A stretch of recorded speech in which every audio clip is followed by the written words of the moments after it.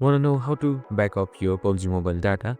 Well, no worries. In this video, I'm going to show you an easy step-by-step guide on how to do it. It's super simple, so let's get right into it.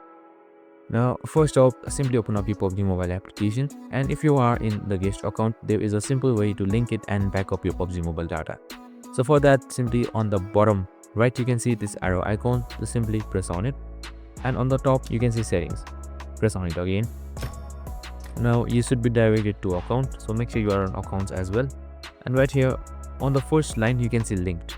So right beside linked you can see plus icon right here, so simply click on it, and now you should link your guest account to anything, maybe Facebook, Google, Twitter. So for that, just simply do a security verification and then just simply link, and after that your backup will be completed, and that's it.